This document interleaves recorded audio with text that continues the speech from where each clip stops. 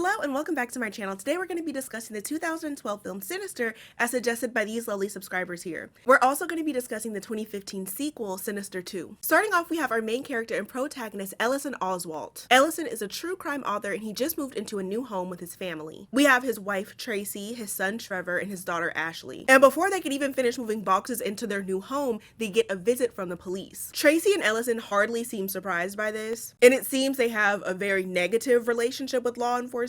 This rings true because when Ellison goes to introduce himself to the sheriff won't even shake his hand and tells Ellison that him and his family need to pack their shit up and leave. And we get some context as to why the Oswalts and law enforcement don't really get along and why the Oswalts have moved into this house. Ellison is the author of Kentucky Blood, which is a successful true crime novel that he wrote. Also uncovered key information that law enforcement missed and solved a case. You know, I imagine if you have a job to do and then somebody else does your job better than you, you're not gonna like that so much. And not only that, but Ellison wrote 2 other books, but in the theories that he wrote led to the release of a killer. So a lot of people were unhappy about that. And now Ellison has moved his whole family to a new town to start writing about a new case. So we have a family, the Stevensons, they were murdered and their daughter Stephanie went missing and was never found. The sheriff is telling Ellison that he'll find that the police department did everything that they could and that he's wasting his time. The sheriff makes it very clear that he will not be helping Ellison with any additional information to the case. And as the sheriff is walking away from Ellison, he's pointing to the house and he's like, by the way, this is in bad taste. So we don't know exactly what he means by that, but we'll find out soon enough. Tracy asks Ellison, why was the sheriff pointing at the house? And she's like, oh shit, please don't tell me we moved a few houses down from a crime scene. Again. I said again. And Tracy is like, you know what, never mind, don't tell me, I don't want to know. And Ellison promises her that they did not move a few houses down from a crime scene. And he's telling the truth. They didn't move a few houses down from a crime scene. They moved into the crime scene. The family was murdered in their backyard. And I said, be so fucking for real. Those are my least favorite type of lies. The lies that are based around technicalities. If my husband ever pulled some shit like that, he better hope I never find out. I totally get if you're not a paranormal person, but I'm just not willing to fuck around to find out. If you look at the fuck around and find out chart, nothing new, you've seen this before on social media, I'm sure. You'll notice a positive trend between fuck around and find out, and you'll see that I'm right here, off the fucking charts in the negative direction. I don't fuck around, so I never have to find out. Was moving a town over not enough? Was not living in the same city not enough? Like you had to live that much in the mix? You gotta be that much in the Kool-Aid? I've never seen a detective movie or a detective show where the detective was like, we're gonna solve this case, but first let's move to the crime scene and stay there and live there and move our families there. Never seen that a day in my life. And we know that Ellison isn't doing this to provide for his family. Like, it's not like, I gotta do this for work, because he was writing college textbooks before and making good money. But he said that wasn't enough. It wasn't fulfilling enough. And it seems that he's desperate to redeem himself as a credible author. At what point do you take the L and prioritize the stability of your family? Better question, how desperate is Ellison to redeem his reputation? And I'm gonna tell you right now, he's pretty fucking desperate. It's pretty fucking bad, actually. So Ellison is moving a box into their new attic, and first off, he sees a fucking scorpion, which in my opinion is an extreme house pest. Like, if a spider gets in my home, I'm gonna be like, oh man, a spider got in my home. But a fucking scorpion, I'm gonna be like, bitch, who sent you? Ellison smashes the scorpion with a crate and he finds a box that's already up there and it has a projector and film. Ellison takes the box, discards it in his office, and has dinner with the family. So at family dinner, we find out things are much worse than we initially anticipated. They're struggling to sell their old house. So right now they're paying 2 mortgages. The real estate agent that sold them their current house, the Stevensons house, I know they're relieved because I know that that was a fucking hard sell. A house where an entire family was murdered. Ellison seen that and said, sign me up. So Trevor is asking Ellison what his new book is going to be about, and Tracy shuts down that conversation. And I can't blame her. Ellison isn't covering chill true crime. Like, he's not doing Unknown Number. He's doing like the hash-slinging slasher. Like, he's covering some hardcore crimes. And Trevor is like, oh, well, I'm going to find out anyways. The kids are going to bully me about it at school regardless, so you might as well just tell me. I said, damn. Ellison wanting to write these types of books books is having the whole family fucked up. And also, can he not use an alias? Like, I'm not being sarcastic, can he not use an alias? And during dinner, we find out that there are rules in place so the kids don't see what Ellison is writing about. The kids are not allowed to go inside Ellison's office, and Ellison is supposed to keep his office door locked. So Tracy is in bed, and Ellison is kind of talking with her for a moment, and it's very clear that she doesn't want Ellison writing his current novel. She tells Ellison that Kentucky Blood was 10 years ago, and that maybe that's as good as it's gonna get. Maybe that was his 15 minutes of fame. In any other context, I'd be looking at Tracy sideways, because it's like, oh my god, don't yuck my yum. If Ellison wants to write a book, then let him write the damn book. But given the current position that the family is in, I get it. Tracy cautions Ellison, and she says if it's as bad as the last time that he wrote a book, she's taking the kids and she's going to her sister's. Ellison says that this is a fair notion and that it won't come to that. Like, it won't be that bad. I'm gonna tell you right now, it's gonna be worse. It's gonna be worse than it could have ever been. So Ellison goes to set up his office. He has a little murder board. He has like the yarn and the tacks leading to different places and different photos and stuff. Very legit. And he sets up the projector from the attic.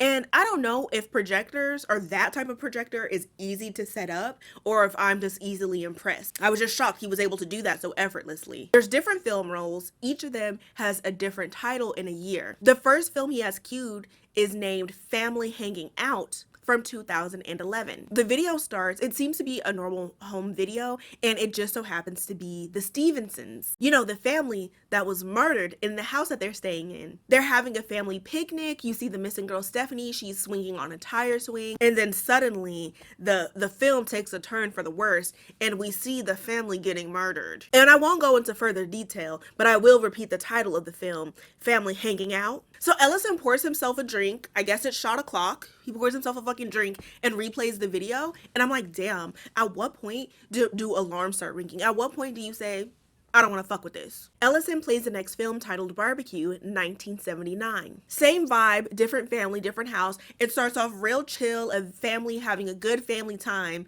and then they get murdered. So Ellison starts to call the authorities. He picks a phone, he dials some numbers, and then he sees his bookcase with Kentucky Blood, and he's like, nah.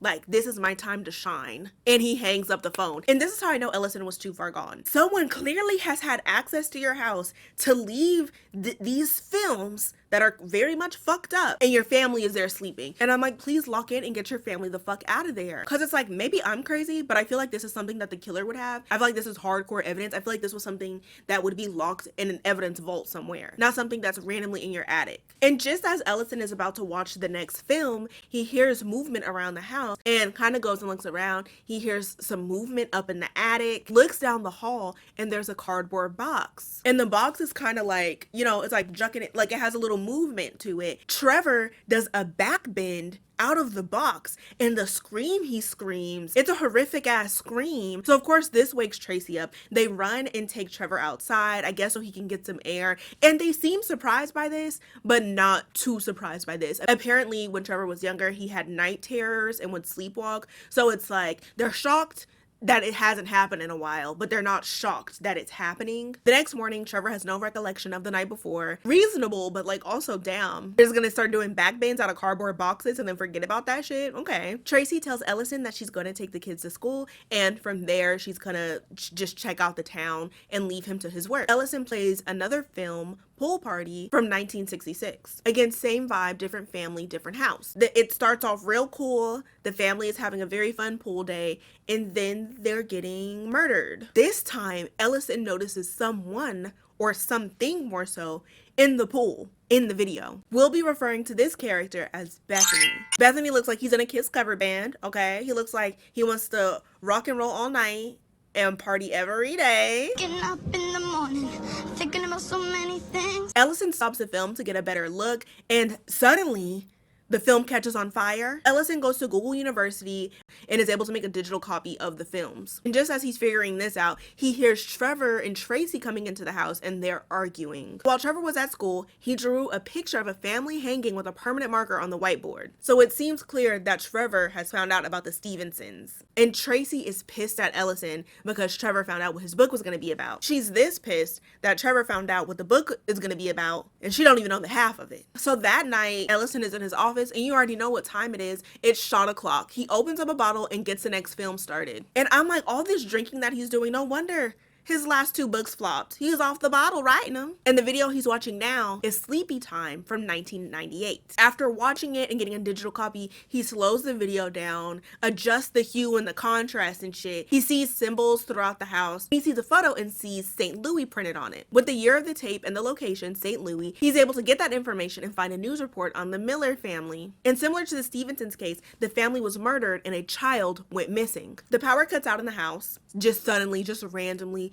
It's not thundering or anything outside. It just very gently gets dark. And Ellison hears running and movement in the attic. So he gets a knife, he gets a flashlight, he goes up into the attic, and he sees that there's like a box top kind of like moving around a little bit. After moving the box top, he sees that there's a fucking snake in the attic. And I'm like, oh my God, is this Sinister or we bought a zoo? Just hella animals, hella critters in this house. So the snake scurries off, which is definitely fucking alarming. I think it's one thing to have a pet snake, and then it's another thing to just have a snake that just chills out in your attic. Like, I just feel like that's a lot, and I feel like that's something that needs to get looked into. So Ellison looks at the box top, and there are multiple drawings of the different crime scenes or murder scenes from the films that he's been watching. And in each drawing, there's a Mr. Boogie, aka Bethany, at each of the scenes. Ellison is recording the box top. He starts hearing a shuffle in the attic with him and then falls to the attic floor. So cut to the next scene. There's an EMT there. The deputy is there.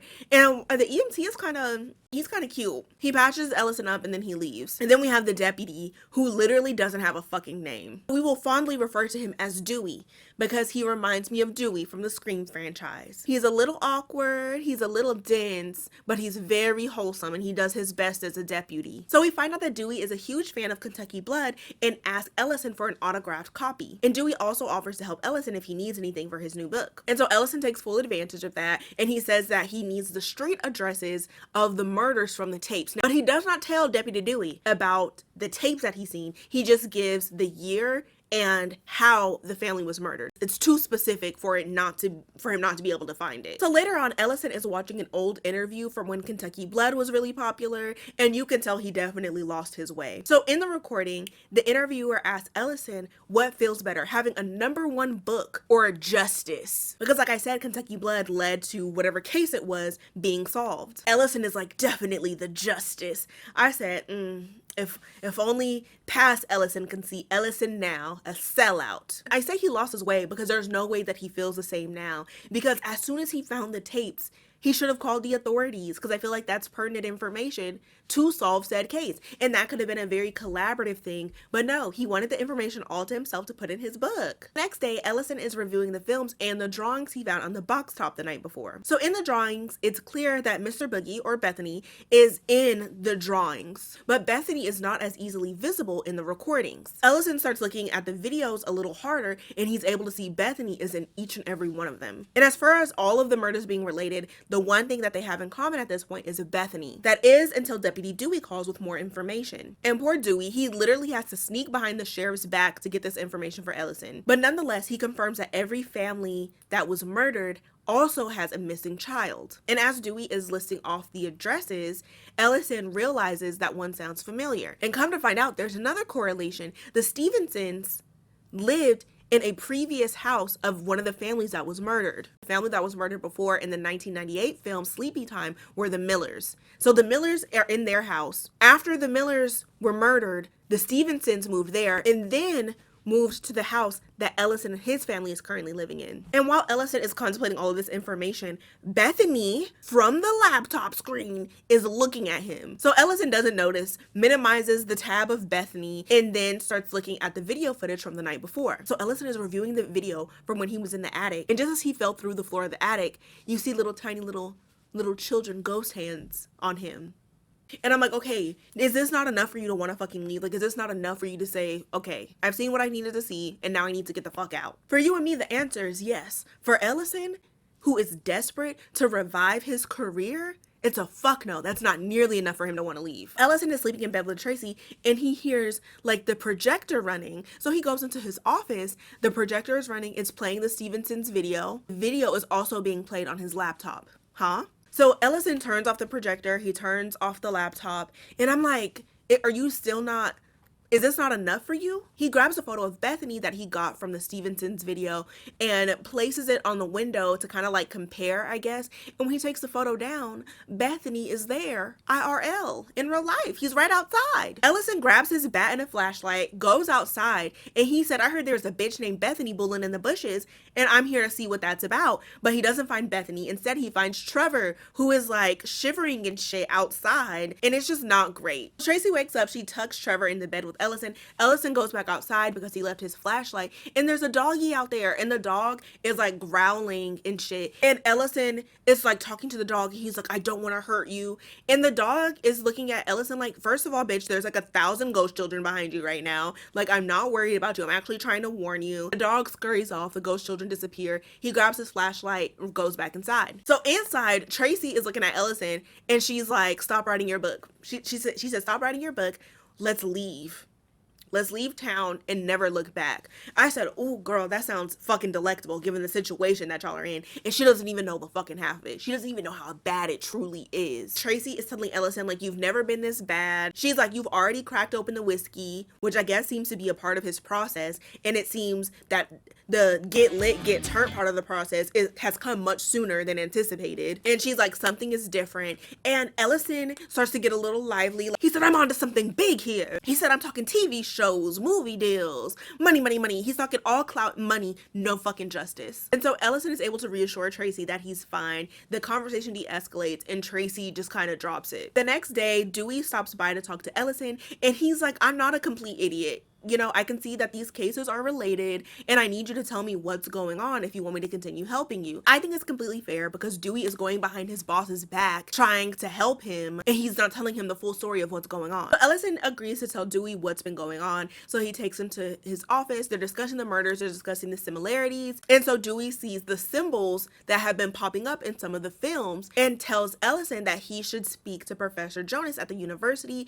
and Professor Jonas knows all about the occult and would be able to help him. That night, Ellison is watching a new film. This one is Lawn Work from 1986. Same situation. We got a family. They're vibing. Then boom, they get killed. This one has a bit of a jump scare. It freaks Ellison out so much where he has to stand up. He has to leave the room at some point. And he's gone from liquor to cigarettes. He said, I need nicotine in my body. I need tobacco. This is too much. And then he has a video chat with Professor Jonas from the university. Just from the photos of the symbols alone, Professor Jonas knows immediately what cases Ellison has been covering. And that just goes to show how obscure and how specific the symbols are. Like, he knows exactly what location, what the family's names are, when they went down, all of that. And he's saying that the symbols are associated with the pagan deity that we know as Bethany, the eater of children. And so the story goes, he lures and tricks children, and then he eats their souls. Nom, nom, nom, nom, nom. And so when Professor Jonas realizes that there's been a more recent occurrence referring to the Stevenson's family, he tells Ellison to tell him everything that he knows. And so Ellison fills him in on everything. He puts the tapes away, he locks his office door, he goes to bed. And it's like similar to the previous night where he hears the projector being played in his office. And so this time he grabs a bat, he starts walking through the house. There are ghost children everywhere. Ellison can't see the children, but we can, and oh boy. And I suppose Ellison can kind of hear the children. Like, for example, Stephanie, one of the ghost children, jumps from the counter, and instead of the noise sounding like a child jumping off of a counter, it sounds like a subtle creak in the floorboard. So Ellison goes to check on the kids. Trevor is sound asleep. He checks on Ashley, who appears to be sound asleep, but is not. If he would have looked a little bit further, he would have seen she has a new painting on her wall. And for context, Ellison and Tracy allow Ashley to paint inside her room. The only rule is that she can't paint anywhere outside of her room. So she can paint on her walls, but she can't paint anywhere else in the house. She has a new painting of Bethany and the Stevensons, and also Stephanie is in her room looking creepy as fuck, and they are just kind of looking at each other. Meanwhile, Ellison goes through the house and he's like locking doors and shit, and this pisses me off so bad in horror films. It's like nobody locks their doors until they get an eerie feeling. So Ellison falls asleep in the living room, sitting upright, clutching the bat in his hand. Next morning, he calls Deputy Dewey, and Ellison is like subtly trying to confide in Dewey and trying to tell him that he feels like something something paranormal is going on without telling him that something paranormal is going on. First, he's kind of asking about the Stevensons and asking if they ever reported anything, if there was anything creepy that happened in the house. So Dewey kind of senses where the conversation is going, and I guess he's trying to comfort Ellison. He's like, well, you know, he's like, you're looking at very sensitive material, you're staying in this creepy house, you're probably in the headspace to think that you're seeing creepy stuff. And then Dewey's like, you know, I also noticed that every time I come over, you have a whiskey bottle open. This scene is literally so fucking funny because Dewey is like, I don't think you have a drinking problem, and I don't think you're making stuff up for attention. And he's saying this to try to comfort Ellison, but Ellison is getting more defensive because, yeah, nobody brought up him having a drinking problem, but it's like you're saying what you're thinking. So Dewey leaves. Ellison is in his office writing, and he hears Tracy calling to him. And so Tracy is pissed, she's yelling, and she's upset with Ashley because Ashley painted outside of her bedroom. She painted out in the hallway. And so just as Ellison is about to start lecturing her, he sees that the painting is of Stephanie. Ashley's explaining to her parents, she's like, I wanted to paint it in my room, but she told me that that used to be her brother's room and she didn't want the painting in there. And of course, this prompts Tracy to say, who?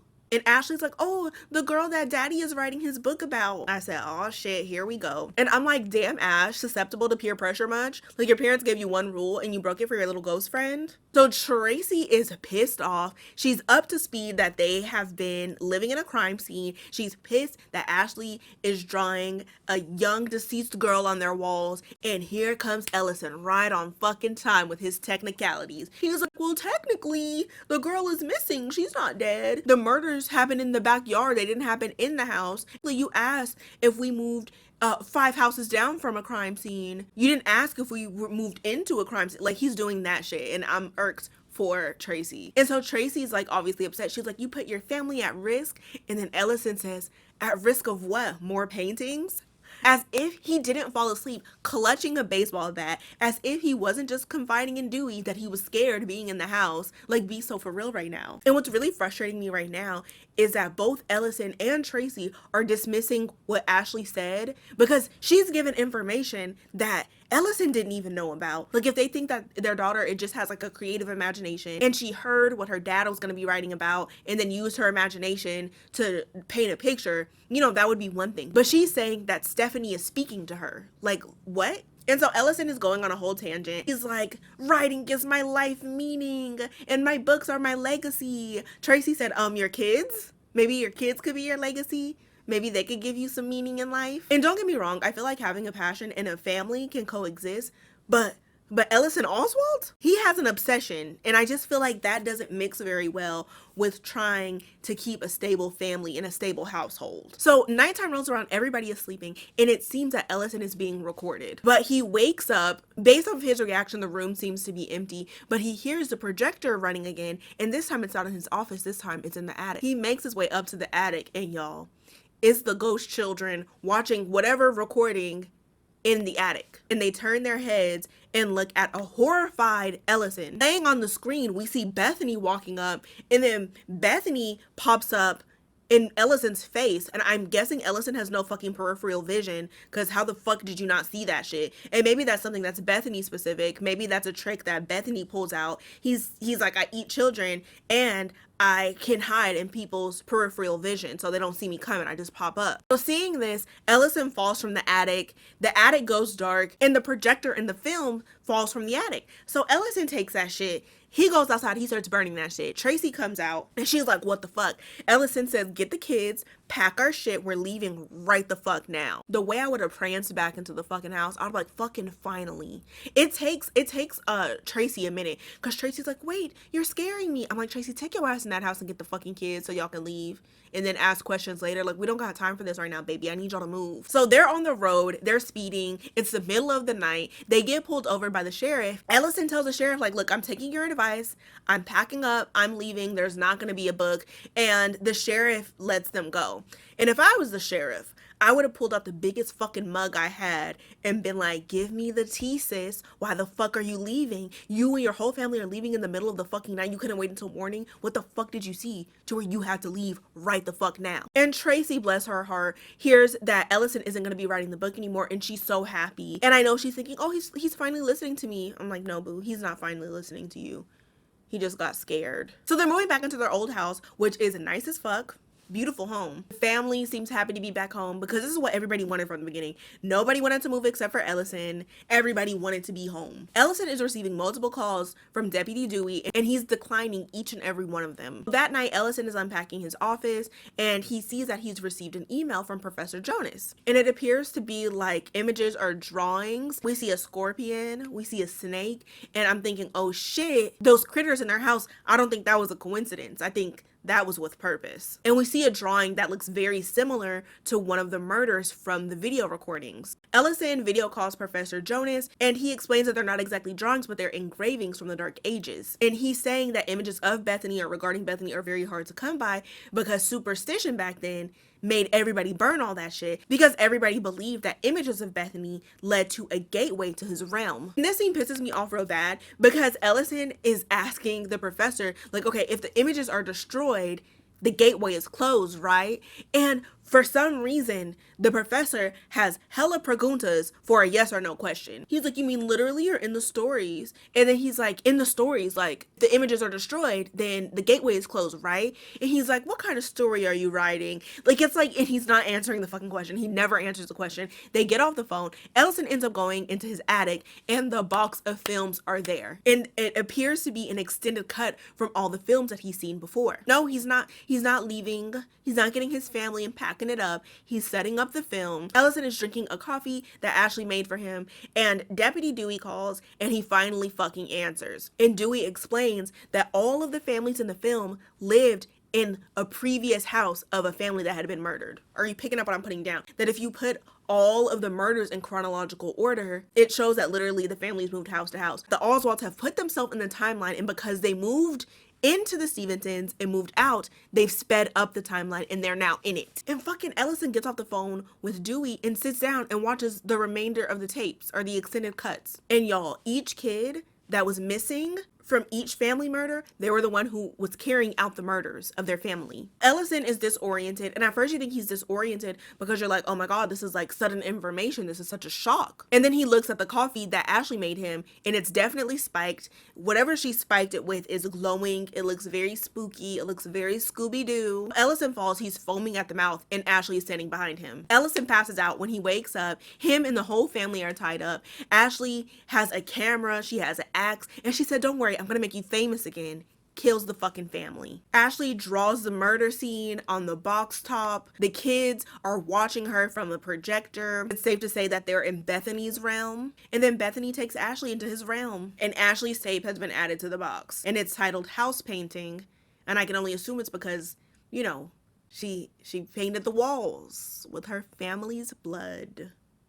Then we get a Bethany jump scare. The end. What I think is especially fucked up and kind of funny is that the whole movie you're watching this and you're like, oh my gosh, Ellison, please get your family out of that house. And then we find out that not only does leaving do nothing, but it makes it worse. I said, well, let me shut the fuck up then, because what do I know? Nonetheless, Ellison's character still frustrates the fuck out of me. I completely understand him wanting to pursue a career that he's passionate about and that he actually enjoys. If my significant other was unhappy and dissatisfied with their line of work, we would go back to the drawing board and figure that out and see what that looks like for the family. I don't think that just because Ellison has a family, he should have a job that he doesn't like and that he's miserable doing. That doesn't necessarily have to be the answer. I just also feel like what he was doing also wasn't the answer. He was uprooting his family's whole life. The whole family was fucking compromised. Like, I'm sure that there could have been a middle ground that wasn't this. Had there not been any additional paranormal shit, and had there not been a Bethany and other shit and rituals and shit, I'm sure that this would have been fine. It would have probably been one of those situations where he writes his book and it's a stressful process for everybody. They finish writing the book and then everything's fine. But I think just given the situation, it makes his actions that much more frustrating. And I'm curious what Bethany does if the family doesn't move. We see what happens when a family moves into a house that a family was previously murdered in, and they move out of the house and they put themselves into the timeline. What happens if they just stay at the fucking house? Like, what happens if they don't move? What if the kid he's preying on becomes an adult and goes off to college? What does he do in a cheaper by the dozen situation? If there's a combined family and he gets a kid, and the kid is supposed to carry out the murder of his family. Is he doing his biological half of the family, or is everybody getting got? And don't get me wrong, the movie was definitely fun to watch, and we got a cute little twist at the end. However, I think it would have been really fun to see the movie portrayed if it wasn't paranormal. So now on to Sinister 2. So we meet a new family, the Collins. We have Courtney and her two sons, Dylan and Zach. When we meet them, it seems that they're on the run from Clint. That's Courtney's abusive ex-husband and the kid's father. I mean literally on the run. At some point they're in a grocery store and there's a man following them around. At some point he takes a picture of Courtney. Courtney quickly picks up that they're being followed, and her and the kids have like little go codes for when they need to like haul ass out of a situation. When they run to leave, the man chases after them. He seems to be a PI, or he seems to be working for Clint trying to track them down. But luckily the three of them are able to escape the man and go home. And it just so happens that the same home is being investigated by Deputy Dewey. And we still don't know this man's real name. But we find out that Dewey is no longer with law enforcement. He's currently working as a private investigator. And when he's not a private investigator, he's shutting down Bethany's operation. The reason that he's investigating this house, the reason why he's on the phone pretending to be a real estate agent to see if anybody is living in the house that the Collins are currently staying in, is because their house is in Bethany's timeline. And after the Oswalds were found murdered in their home, he burned down their house. And that's basically what he's been doing, is finding houses within Bethany's timeline and then burning them down so nobody else is impacted. So he's getting the information regarding the house that Courtney and the boys are staying in, but he's being told that the house is vacant and that nobody has lived there since the last incident. The house that they're staying at is near an abandoned church, and Courtney is using the abandoned church as space to refurbish furniture. And I'll be honest, it looks creepy as fuck in there. Looks pretty damn creepy. Dylan goes into the church to tell Courtney that dinner is ready. Dylan is staring at the floor and he's seeing blood coming up from the floorboards, but Courtney doesn't see anything. So later on that night, Courtney is tucking Zach into bed, and Zach is telling Courtney that he's worried about Dylan, and he's saying that ever since they moved into the house, he's been acting different. So let's find out why that is. Cut to Dylan, and he's being visited by a boy named Milo, and they seem to be familiar with each other, like they seem to already know each other. Milo convinces Dylan to go down to the basement, and Milo has set up a projector. He has a vinyl playing, and it's playing creepy music. Another boy is in the basement, and Dylan seems to be familiar with him. This little boy's name is Ted. And at first I was like, oh my god,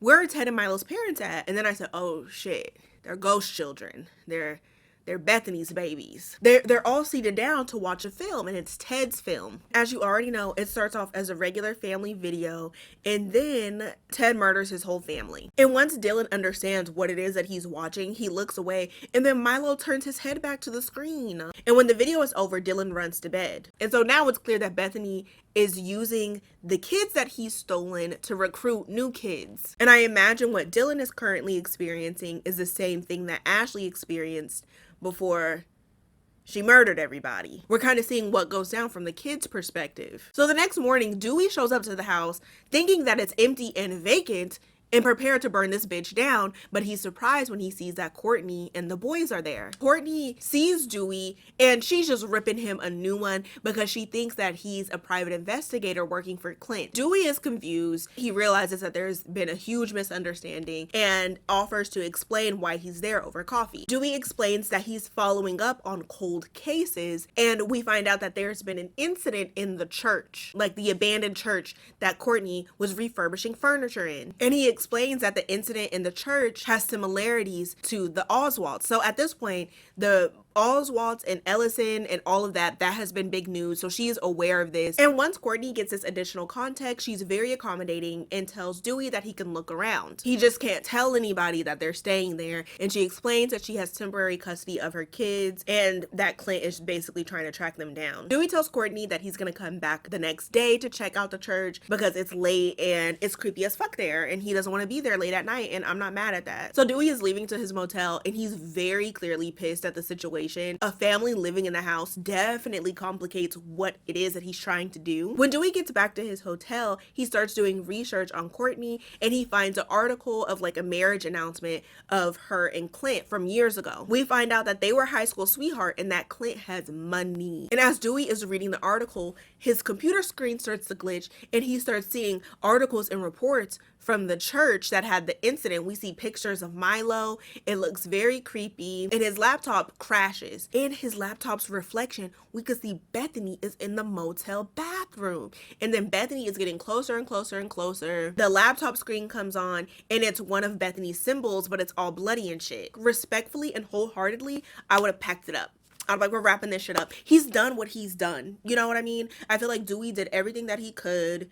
And I feel like it's okay for him to call it quits in this instance. He already burned down the Oswald's home, which is really nice of him because he's prevented another family from moving in there. And he's been burning down other houses that are involved in the timeline. So no other family is compromised. And I think that that's really dope. And I think it's okay to accept an L when you see one because there's no fucking way. At most, I probably would have got Courtney up to speed. I would have warned her about what was going on and then took a step back because that's a lot. Like, why are you popping up in my motel room right now? So back at the house, Dylan is in bed and Milo is telling him that he needs to go to the basement to watch more videos.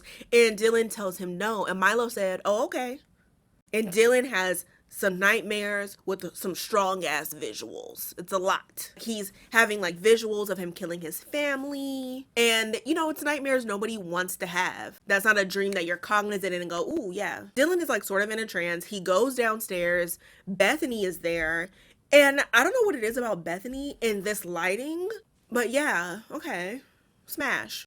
I'm kidding. Dylan goes down into the basement. There's an additional ghost child down there, and they're basically telling Dylan that if he watches all the videos, he'll never have a nightmare again. Sounds like a good fucking deal if you ask me. Dylan agrees to watch another video. As I mentioned, there's another child down there. It seems that anytime he meets a new kid, they play him their tape or they play him their video. The videos are all the same. Starts off real happy, wholesome, family fun, and then the family gets killed. In this girl's video, though, it seems like her family is celebrating Christmas morning, and it looks like she has a tray of cocoa or refreshments for the family, and she looks at the camera like, hell yeah, I'm gonna fuck this family up. So the video ends and Milo's like, okay, great, let's watch another one. And Dylan said, no, what the fuck? I don't stand for at all what these children have going on and their involvement with Bethany. But I know that's right, Milo. I would have been like, we having a movie marathon, okay? We're not dragging this out any further than what we need to. I would have had the next film queued up. I would have already started feeding it into the projector. He wouldn't even have noticed. It would have looked like a little glitch, like just sit through it. Dylan is like, no, and goes to bed, and Milo looks fucking pissed. The next day, Dylan is looking outside and the children are outside looking in, and then here comes fucking Zach, and he's like, you're not special, you know, like I can see them too. Zach goes outside, the door swings, the kids are gone, Bethany is there. So Dylan goes outside because he's like, what the fuck? And then of course Bethany is gone. And Zach is just being a straight up bully towards Dylan, and he's calling him the P word and stuff, a P-U-S-S-Y. And I'm like, this is so fucking crazy. If me and my siblings were in a situation like this, I would hope we'd be banding together and figuring out our next steps. Like, okay, what should we do? Should we call the authorities? Like, what do we do in a situation like this? But Zach's energy is all fucked up. Oh, you think you're special? You think you're Teresa Caputo, bitch? You think you're the Long Island medium? You think you're the shit? So Deputy Dewey arrives. He's checking out the church. It's creepy as fuck, and he's looking for Bethany's symbols, and he's kind of comparing the crime scene photos to the church. At some point, he's in a hallway. He has his flashlight down, and he can see like the faint silhouette of a child. Picks the flashlight up, no child. Puts the flashlight down.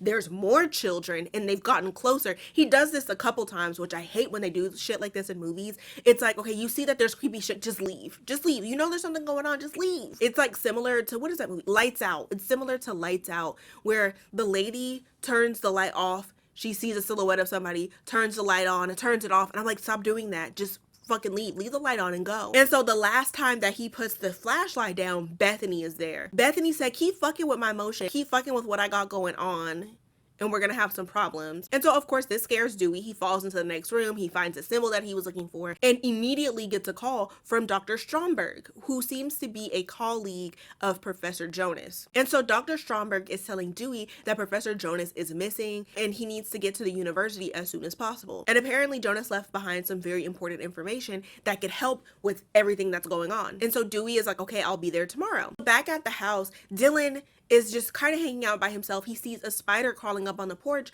and he goes to kill the spider, but then he stops. And Dylan seems very frustrated with himself, and I think he's letting his brother get into his head. And poor Dylan, I'm like, baby, it's okay. Not all of us got that type of dog in us. Some of us got a golden retriever or a Courage the Cowardly Dog. We're doing the best that we fucking can, and we don't got that roughness, and that's all right. Dewey sees that Dylan is down in the dumps, and he's kind of like having a heart-to-heart with him. Seems like he's also fishing to see if Dylan has been having any nightmares, and he's telling Dylan that if he has any nightmares and if they start to feel a little too real, to call him and he'll handle it. Courtney is listening in on this conversation, and she's looking like really fondly, like she's like, oh, like that's really cute.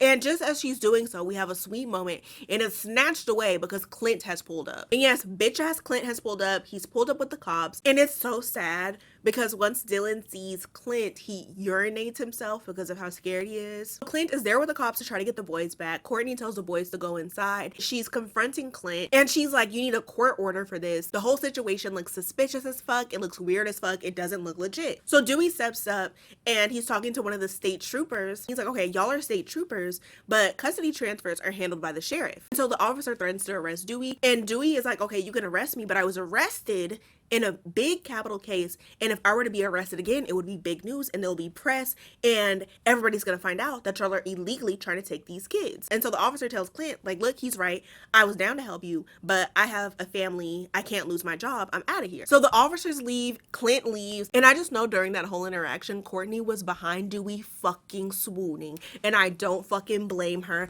I'm like, girl, you better get in that shit. Sweet as pie, dentist rocks, and too kind and wholesome to be conniving, and I think that's exactly the kind of man she needs. So Courtney is like, okay, fuck, I need to get the boys. We need to leave. Clint knows where we live. And Dewey has to convince her to stay because otherwise we already know how Bethany moves. So if they leave this house and move into another house, Bethany's gonna get them. It's too many villains going on. We have Bethany, we have Clint, and it's just a lot. And then Courtney asks Dewey if he can stay for dinner. And she tells him, she was like, after I put the boys to bed, I could serve you up some dessert. She didn't say that, but oh boy, if she did. So they're sitting down for dinner, and the boys are staring at Dewey, waiting for him to eat his food. And Courtney explains that Clint would eat first, and then they would eat. And I'm like, what kind of controlling ass shit is that? And it's funny, but it's not funny. I just imagine the boys' perspective. There's one perspective where the boys are waiting on Dewey because they see him like, oh, he's, you know, an older male figure, so we have to wait for him. And then I imagine there's the other perspective of like, okay, Dewey's our new dad. gotta wait for him to eat. And so of course Dewey is like, you know, like, I don't give a fuck, like, eat your food. So after dinner, Dewey is helping clean up the kitchen a bit. He's about to leave, and Courtney is insisting that he stays. And she's like, I can fix up the couch for you, like, you know, you should stay. And he's like, no. And then here comes Dylan, and he's like, please stay. Oh, pobrecito, who could resist that face? I could. I'm like, I'm sorry, little man, y'all got some creepy ass shit going on here, but good luck. So Dewey agrees to stay, and at first he's like laying on the couch, but he can't sleep, so he goes in the kitchen and he starts looking at the creepy ass photos from the crime scene from the church, which I think that that's very bold, because no fucking way I would have made my creepy stay even creepier by doing some shit like that. He gets a magnifying glass and sees that Bethany is standing in the background of one of the photos, and as he's looking, Bethany takes a step forward in the photo, and Dewey gets scared, reasonably so, because photos shouldn't be doing that. But I just think it's funny, the fact that Bethany is like this big in the fucking photo, and Dewey has this really big reaction. So Courtney goes downstairs to see that Dewey is awake, and it seems that they both can't sleep, so they go outside and they have a drink. So Courtney is asking Dewey about what he said earlier about being arrested in a capital case. Come to find out, he was referring to the Oswalds. The authorities initially suspected him of the murders, but obviously he was released and found innocent. But damn. They also discuss how Clint was abusive, and it got to a point where he beat Dylan so bad that he had to go to the emergency room. And because Clint knows people in high places, he was let off. And that's when Courtney decided to get the kids and leave. Courtney and Dewey are outside and they're vibing, and it's really cute. They're having more lighthearted conversation, but they need to take their asses back inside because Milo is trying to get Dylan to watch more videos. Dylan agrees to watch more videos because he doesn't want to have any more nightmares. After he's done watching his video for the night and goes back upstairs, we see that Zach is watching him, and Zach goes goes down into the basement, and he basically is confronting Milo, and he's like, why didn't you pick me? Why didn't you want me? And Milo said, you're not good enough, bye. And so then Courtney and Dewey come back into the house. They're tipsy, and then they kiss. I said, ah! He literally holds her hand to his heart. I said, oh my God, yes.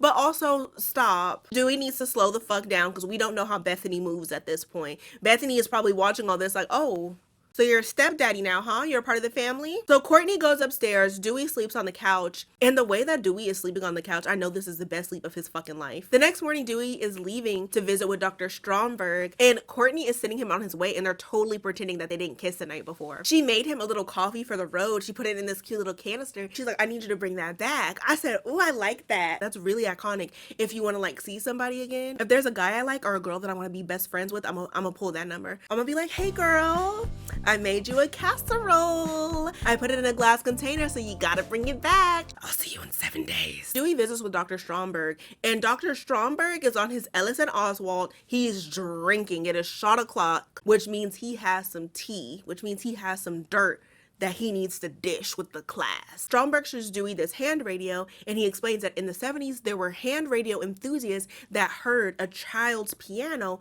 playing over the line. And so for years and years and years, they heard this children's piano playing, and it almost became a myth, an urban legend, if you will, until somebody was able to record it in the late 90s. So Stromberg plays a recording for Dewey, and it's very creepy. It's like a piano playing, there's a kid listing out coordinates. The coordinates led to a house in Norway where a family was murdered and the child went missing. And you hear a bunch of screaming and yelling, and it's very disturbing. Dr. Stromberg explains that Professor Jonas discovered more than just the pattern of the families moving from house to house. He said that the piano also had some significance, which we'll get into that in just a moment. And Stromberg goes on to explain that Bethany is referenced in all cultures, which I'm like, damn, all of them? And some believe that he fed off the corruption of innocence. But all of them had 3 things in common: murdered family, missing children, and a thematic offering, meaning the murders are captured through art. We're thinking music, the piano, drawings, film, all things that we've seen so far. And by the end of their meeting, Dr. Stromberg and Dewey have come to the conclusion that the kids are the ones carrying out the murders.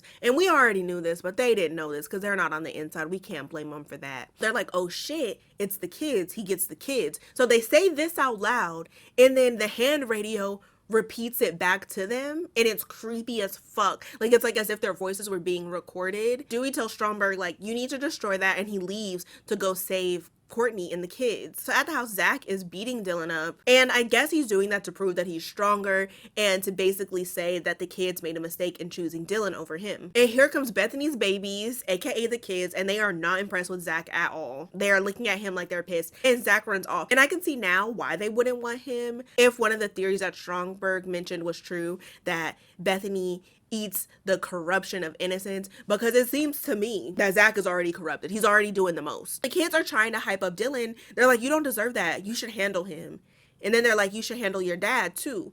And then they're like, you should handle your mom as well. And that's where Dylan drew the line. He said, now wait a minute, my mom didn't do anything. Milo looks at him and says, exactly. I said, now that's fucked up. Milo is implying that Courtney didn't do anything when he was being abused by his father and now being abused by Zach. Night has fallen, and Courtney is lecturing Zach for beating up Dylan. And Zach says, fuck Dylan and fuck you. And then calls Courtney the C word. Not in a cool way either. Oh my God, Courtney, you look really cunt today in that plaid shirt. Nobody said ever, but you get the point that I'm trying to make. Courtney stands up because who the fuck do you think you're talking to?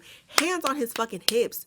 Zach says, what are you gonna do? You're gonna hit me like dad? And so Courtney just sends him up to his room because it's like, it's just too much. Now it's just Dylan and Courtney in the kitchen, and Dylan is down and out, and he's like, I'm just so weak. And Courtney's like, no, you're not weak. You're strong like me in that way. And your brother, and Dylan jumps in. Dylan like finishes her sentence. He's like, oh, Zach is like dad, huh? And Courtney's like, no, I didn't say that. And she's like, I'm not gonna let anybody hurt you. And he's like, but you did. She's like, you let dad hurt me, and now you're letting Zach hurt me. And I just feel bad for all parties involved, obviously, except for Clint's bitch ass. But it's like, damn. It's like they're all having to pick up the pieces from Clint's abuse. Dylan is having nightmares. He goes down to the basement. Milo and all the other kids are there. And Milo already has his film up ready to go. He's like, this is my favorite one. This is the best one that you're gonna see tonight, and you're gonna watch it. Dylan doesn't want any parts of it. He's like, no, like, I don't want to do this tonight. Milo was like, bitch, you have to do this shit tonight, or Bethany is gonna get pissed. Dylan agrees. He's watching Milo's video, and Milo, the way that Milo dealt with his family was medieval as fuck. Looked like some shit that you would see on Game of Thrones. It's just a lot, and this is also the murder that took place in the church. So after they finish watching Milo's video, they're like, okay, bet we only have one more left. And Dylan said, nah, I'm done. The kids, they start to look a little rough. So Dylan runs away. He runs to the church, and Bethany is in there. Bethany starts following him. Dylan hides in one of the rooms in the church, and the kids are in there. And Milo tells him, last chance, either you're in or you're out. And Dylan says, no, I don't want to be like y'all. I'm out. And Milo says, okay, bet. We used you for what we used you for. We don't need you. You did exactly what you were supposed to do. And then the kids fucking disappear. Dylan goes back to the house and into the basement, and Zach is there watching the final film. And I'm like, damn, was the plan to get Zach all along? Because they didn't need to do any finessing with Zach. Zach seemed like he wanted to do this. And so Dylan is trying to get Zach's attention and trying to stop him. And then Zach backhands him. Milo tells Dylan if he tells anybody that they're gonna kill him, kill the family, and then watch the video of his family getting killed over and over again. And I'm like, was that not already a part of the plan? Seems like that was already a part of the plan. So the next morning, Clint is back. Apparently, late last night, there was an emergency hearing and he was granted custody of the boys. So Courtney is looking at the documentation and she recognizes the judge's name and sees that his sons work for Clint. So it's not on the up and up. It's sus, it's corrupt. It's not right. And so Clint tells Courtney, either you can stay here without the boys or you can come with us. And so obviously she's going to go with them to try to protect her sons. This is just such a shitty situation because we know if they leave the house, they're only going to speed up Bethany's ritual. I'm wondering if it would impact the ritual at all if Courtney did stay behind and the boys went with Clint. But I guess we'll never know. Courtney goes upstairs to get the boys and she sees that Dylan is hiding underneath the bed. And Dylan is telling Courtney that they cannot leave. So he's saying that they can't leave because of Bethany and the ritual, but Courtney thinks that he's scared of Clint, which both are true, I suppose, but one of them is way more certain than the other. One of them is like for sure gonna go the fuck down over the other, and also one of them is creepy as fuck. You know, we don't like Clint. Clint's a bitch ass bitch, but Bethany, ooh. And Dylan is over here like, you don't understand. And I'm like, okay, now is the time to elaborate. Now is the time, because if Bethany gonna do what Bethany gonna do and things are gonna pop off regardless because the ritual is going to be complete because y'all are going to move, might as well have that conversation. Might as well tell her what's going on. Because if it's going to happen anyways, like Milo's threat really means nothing at this point. So Dewey finally makes it to the house. It's late as fuck. It's dark as fuck. It's empty as fuck. There's nobody there. Dewey calls Courtney, but she doesn't answer. She's sitting at the dinner table with Clint and the boys. Clint takes Courtney's phone and texts back Dewey, basically telling him to fuck off. And I'm like a little frustrated with Dewey too, because I feel like he also could have told Courtney what was going on. And I feel like there's enough evidence, there's enough proof. He had Dr. Stromberg that could have talked to her. You know, people put doctors in front of their names and people listen for the most part, shit. And I get that some of it sounds unbelievable, but they didn't even need to bring up the part about Bethany and the ritual and shit. They could have just stated straight up facts. Like, here's a list of houses, here are the list of murders, here's everything. Like, here's all the information that you need to see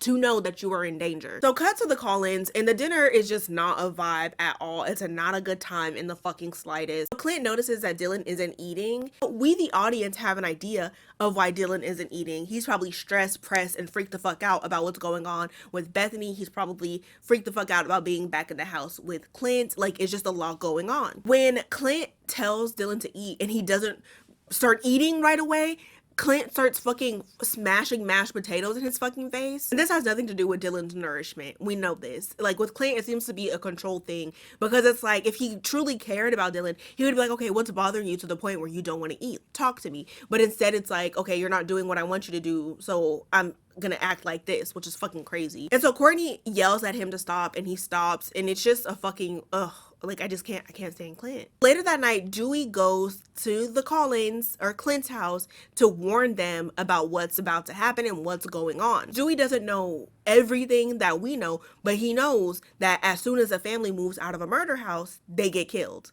and a kid goes missing. And so Clint answers the door, and Dewey is trying to explain to him that he's in danger. And of course, dumbass Clint takes this as a threat, and so he beats Dewey up and tells him not to come back. So the next day, Zach is preparing the first part of his video. And of course, we all know how the first part starts. It's like a family day, and he's recording the family without any context or any audio. You would think that they were having a genuine family day. Like, you would think that they were genuinely having a good time, but we know that they're not. Zach serves the family a beverage, which we know is spiked, and so does Dylan. Dylan grabs Courtney's phone and sends a text message to Dewey asking for his help. And poor Dewey, he's in his motel room all beat up. And I know he's probably thinking, God, I want to be done with this family. But the kids. That night, Zach has everything set up to complete the last portion of his video. You know, the murdering part. He drives the truck out there, and he has Courtney, Clint, and Dylan like set up like some scarecrows or some Jesus Christos. Zach sets Clint on fire. Of course, he's recording the whole thing. And Dewey arrives outside of the cornfield and is able to see fire and smoke and knows that that's where he needs to go in order to save the family. So Dewey drives to the cornfield. He hits Zach.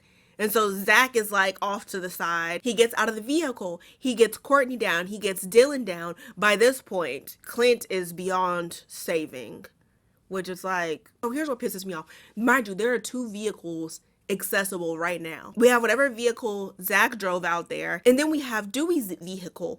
And the 3 of them chose to run into the creepy ass cornfield instead of getting into one of the vehicles. I don't understand it. Like, to each their own, but I just feel like there was an easier option. And another thing, so there's 3 of them and 1 of Zach. Now, I'm not at all suggesting that they should have jumped Zach, but I'm just saying that they could have overpowered him. They're running in the cornfield. Zach is running after them. Zach has his scythe, and he slices the fuck out of Dewey's hand. Dewey, Courtney, Dylan run into the house, and they're hiding from Zach. And so the ghost children are in the house as well, and they're helping Zach find them. So mind you, Courtney and Dewey cannot see the kids. They just see a bunch of shit moving around. So at some point, Zach has Courtney and Dylan cornered, and just as he's about to attack them, Dewey knocks the camera out of his hand, breaking it. Zach starts freaking the fuck out. He runs down to the basement to see if there's maybe another camera that he could use. There isn't. The kids are down there, and they're like, you're fucked. You fucked everything up. You're supposed to kill all of them. You got 1 out of 3. Which we can't use that. Bethany pops up behind Zach, and he is pissed. And just as Bethany takes Zach into his realm, Courtney, Dewey, and Dylan come downstairs, and it's like they miss him by literally a second. Basement catches on fire, and Dewey is telling Courtney that they need to leave. Poor Courtney, she's trying to get Zach, and you know, Zach had some bullshit going on for sure, but that was still her son. The 3 of them run outside, they watch the house burn, and then they leave. Dewey drives them to his motel to get his stuff, and the hand radio that was in Dr. Stromberg's office just suddenly appears. It wasn't there when Dewey walked in, but it's there now, and there's a child's voice playing, calling out to him. Then Bethany pops up on the screen, and that's it. That's how the movie ends. Do we think Dewey got? Do you think Dewey got handled by Bethany? I wouldn't be surprised if Bethany did handle Dewey, because he was fucking up his plan. And I only say that because those little, those little quick little jump scares that Bethany does, we see it with Ellison, and Ellison didn't get killed. He just got scared a little bit. I liked in this movie that we got a different perspective, and we got to see how the ritual and everything goes down from the child's perspective. And we also got to see from an adult that wasn't digging for any information, what they seen and what they experienced. So Courtney didn't see anything paranormal until the very end of the movie, unlike Ellison and Dewey, who were like actively digging, trying to find information, and then they seen some shit. And something that I still need from the movie, I need to know what happens when they don't move, or if they don't move, like what happens. I'm wondering if maybe if they're moving a little too slow, maybe Bethany has some sort of influence, kind of like with Ellison, where the last night they were at the house, he's seen some crazy ass shit. And mind you, they could have showed him some crazy shit well before, but I guess they had to complete the other part of the ritual, which involves the child.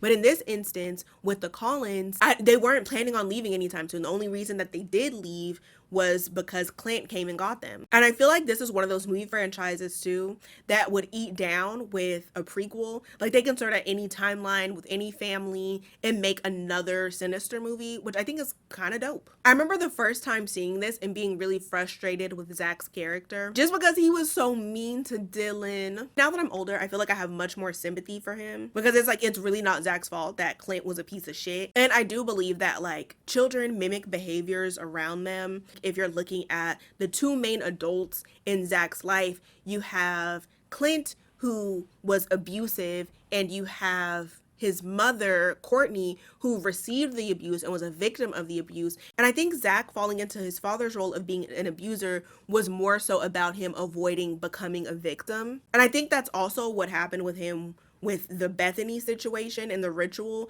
I think from Zach's perspective, it's like, okay, kill or be killed. I can either be on this end of things where I'm doing the killing, or I could be on the other end of things where I'm getting killed with the family. What I also think about is how they mentioned that Clint put Dylan in the ER, and I can only imagine Zach's response to seeing that. And I do feel that Zach tormenting his brother and being mean to his mother was a direct product of what he's seen his father doing. Now that only goes so far, because after a certain point you need to take accountability, which is like, boo, I know that fucking sucks. Somebody put you through trauma and you have to take accountability, not for the trauma that's been inflicted onto you, but how you respond to that trauma and how you let it impact you and how you interact with other people for the rest of your life.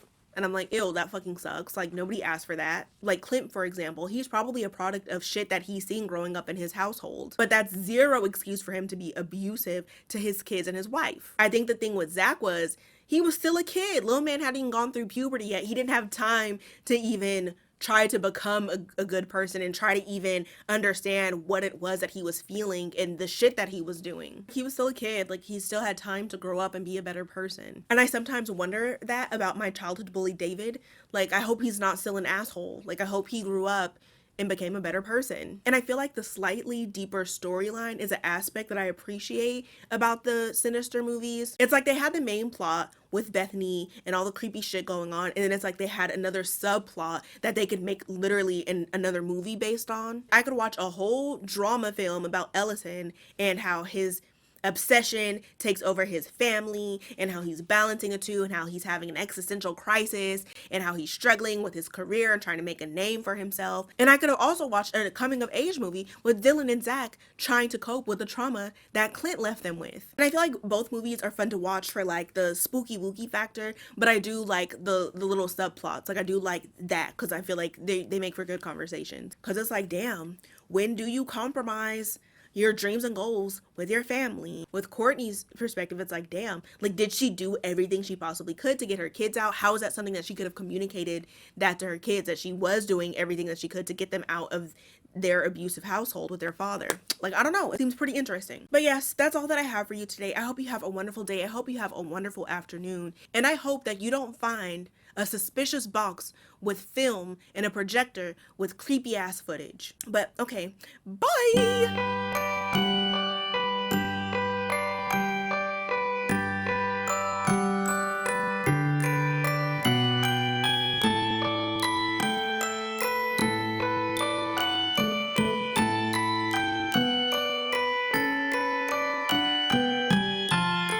I hope that you don't move into a murder house, okay? Well, let me find a better one, because that's like, everywhere's a murder house, technically.